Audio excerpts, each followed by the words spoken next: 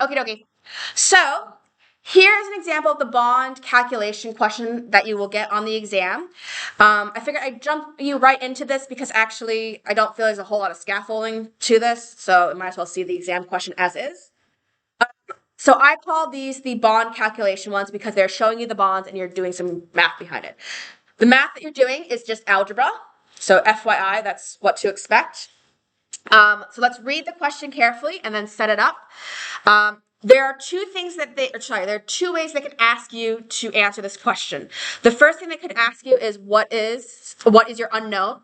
So your unknown could be what is delta H? So you figure out the sum total. Or they could ask you what is the energy of this bond?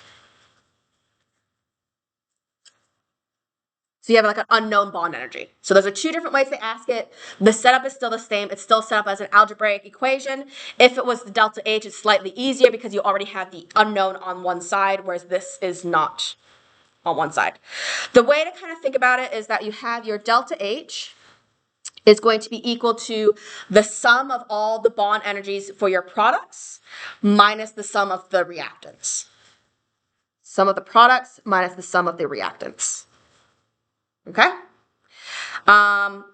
Which fits with what we were talking about with these guys here and with these information here. So if I'm taking the products and they have less energy than the reactants, when I do the subtraction, it will be a negative number because P is bigger than R and negative numbers are exothermic. If I have a situation where the P value is larger than the R value, then the number is going to end up to be a positive number and thus endothermic. So it follows along logically with what you'd think. So if you ever forget the equation, go back to this stuff and think how that's supposed to play. All right, so what you will be given, because they are mindful that it's not fair to test you on other stuff, is they will give you the equation, they will give you the equation balanced. You will never need to balance that equation. If they do, that's not fair, because that is not what this in the scope of this assessment. They should also give you diagrams of all of the things involved in that reaction so you don't have to do the Lewis structure. So if you don't understand Lewis structures, you're not going to be penalized for that.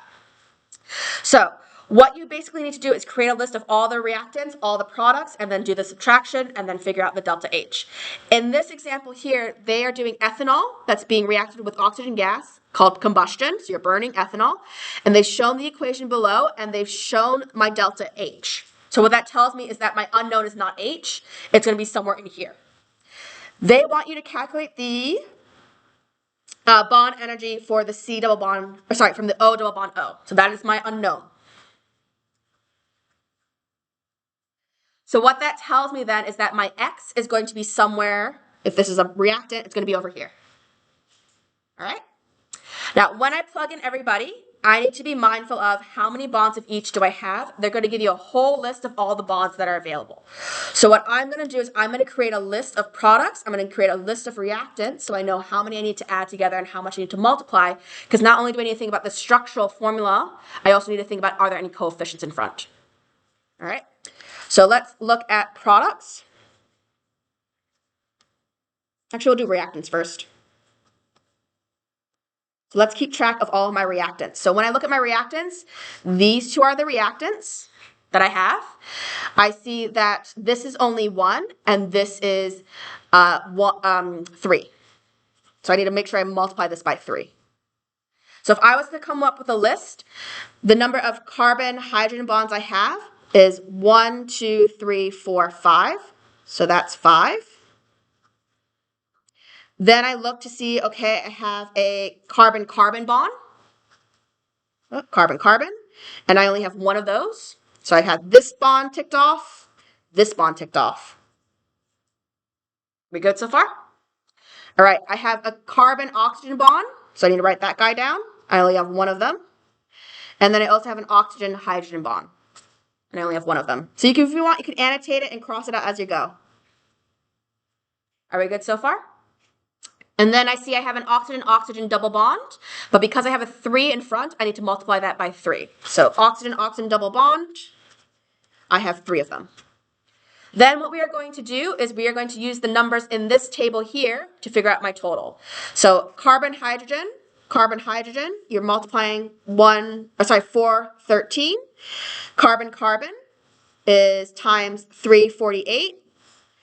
carbon oxygen is 358. Oxygen hydrogen is 463. And then I look at the table, you see how there's nothing in there for the oxygen double bond. That's because it's my unknown. So that becomes my X, my unknown. So when I do the sum total of this guy here, I have 5 times 4 that. So that's that number. And then I add all these guys because they're just ones. So I have 3,232 plus 3x for that bit. Are we okay with how I got to that number? Okay. Next bit then is I want to add up all of my products. So again, I'm looking at these guys here, and I'm looking at the coefficients. So this one and this one are my two products. I see there's a 2 in front of here, so I'm multiplying whatever I have by 2 there. And there's a 3 in front of there, so I multiply that by 3. All right. Going through and counting, I have 1, 2, C double bond C. But I also have a 2 in front of there. So 2 times 2 is 4. So we have 4 total there. Are we okay with how I got that? All right, this one, I have 2 oxygen-hydrogen bonds, but I have 3 molecules of water. So that means 2 times 3, so 6 total. Oops, that's a single bond. And then again, we multiply it by their numbers. So a carbon-oxygen double bond is 805, and a hydrogen-carbon bond is 463. So we forgot our total there. So 4 times, I'm going to do brackets. It's always a good idea to do brackets just in case. Order of operations, it should have been fine, but I'm paranoid, which you guys should be too. So that total is 5,998. Okay? We good? Then we go back to this equation up here to figure out our answer. So we know our delta H because our delta H was given to us, and we are told that that is negative 1,370. I then set that equal to my products. So my products is 5,998, and then I subtract away my reactants. Now I have to be mindful that I have these two things in a bracket. So I'm minusing the 3, 2, 3, 4, and negative 3 for the 3x. Are we okay with that, or do you want me to show you in steps? No, that was a face of don't do that, miss. All right, so minus, comma, 3, 2, 3, 4, plus 3x. So if I was to bring this negative sign out, it's going out to everybody. So this just becomes negative. So if I was to rewrite it, it'd be 5,998 minus 3, 2, 3, 4 minus 3x is what I'm talking about because it's in parentheses, the whole thing. All right, so let's keep working on that. 3,998 minus 3,234. I get positive. So negative 3,170 equals. Start doing that. Let's put a new color in there. That's now 2,764 minus 3x. Just trying to keep my colors. All right. Now I need to get rid of this number here, so we do opposites. So since this is being added, I subtract that. And subtract it on that side.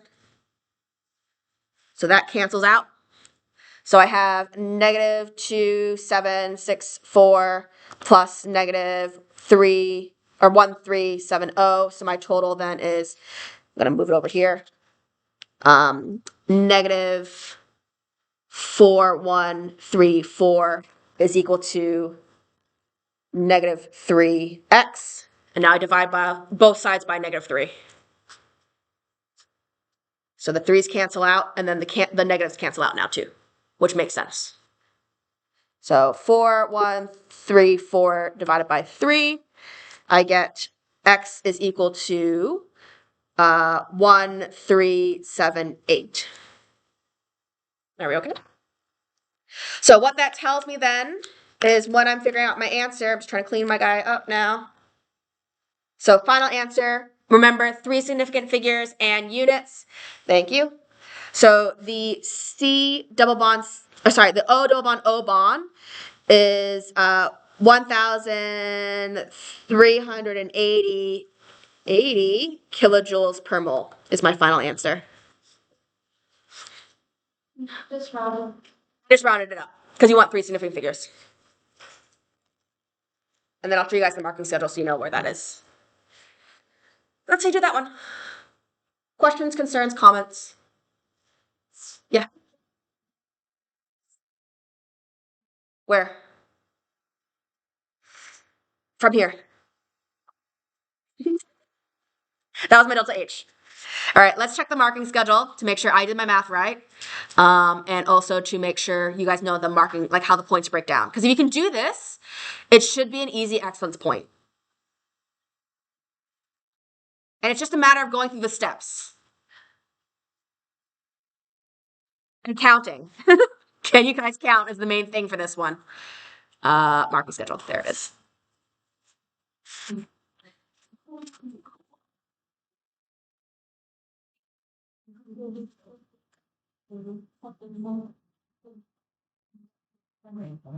Oh, looks like I did something wrong. Let's see.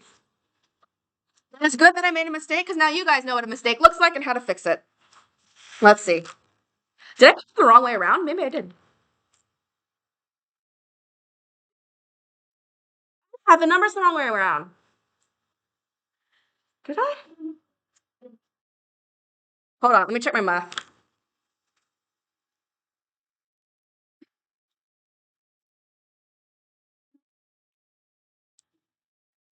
Yeah, no, I think I did mine wrong. Okay. Yeah, I did it the other way around. Bonds broken versus bonds made. Oh, yeah, I had the wrong way around, guys. Think. Bonds broken would be... Yep, I did have the wrong way around. So, good lesson for you guys. I got the wrong way around, and this is how you guys learn from your mistakes. So, I had these the wrong way around. The location of my mistake was this here. So I'm sorry about that. It should be delta H equals the sum of the reactants minus the sum of the products. Sorry, guys. So that's wrong. It's good that I made the mistake because then you guys can learn from it. All right. So we want to figure out all the energy that is going to be required. Yeah, that makes sense. All the energy required to break all those bonds minus all the energy that's released when you make the new bonds. Okay? Make sure I got it the right way around. So all of this working is fine. It's just this final step, I had the numbers the wrong way. So when I did my math, this number should have been negative.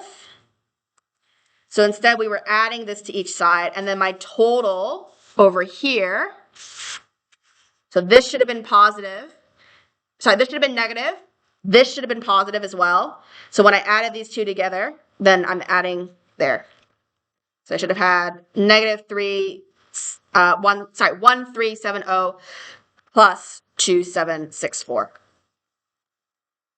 So then that number is now 1394, and then divide that by 3. Yeah, okay. That makes more sense, actually. 4, 6, 4, 6, 6, 6, 6, and then I just changed that to round it, so that rounds up to 5, 4, 6, 5. That's all. Good for you guys to see that mistake because then you can see how that would have affected you mark-wise. All right. So, and that should be the right number. Yes, now I have the right number. Okay. So, achieved points is you correctly calculate the bonds broken or the bonds formed. So what that means is you got this right or you got this right. That's the achieved. The merit is correct process with minor error. Mine would be described as a minor error. I got the reactants and products the wrong way around in that final step. So that would have marked me down from an excellence answer to now a merit answer. So now you guys know what that looks like. Excellence was correct answer with units. They weren't actually looking for 3 significant figures, but still round to 3 sig figs just in case. So correct answer with units. So we're talking about having the kilojoules per mole. All right. Questions, concerns, or comments? Nah? Okay.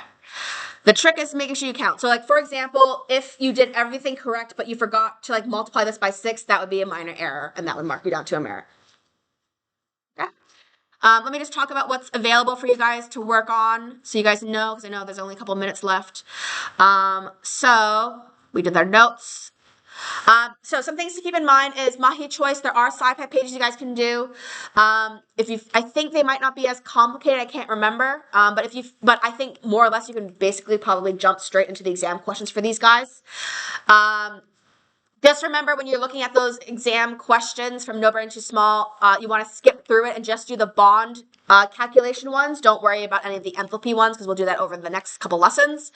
I've also provided a CPR quiz for you guys as well, so you guys can practice that. But I would say before you jump into the CPR quiz, do at least the No Brain Too Small questions. What was I gonna say? If you guys do the work, can you please hand it on Google Classroom so I know to check it? Otherwise, I won't be going through every single post with the CPR quiz. Okay? Remember that next term is when we will do our derived grade exam. And what I'm going to do is each day I'll give you a different question. So there's types of solids. There'll be one day for types of solids. There'll be one day for enthalpy, and there'll be one day for probably Lewis structures and shapes and polarity. Okay? That's usually how they're grouped together. All right? All right.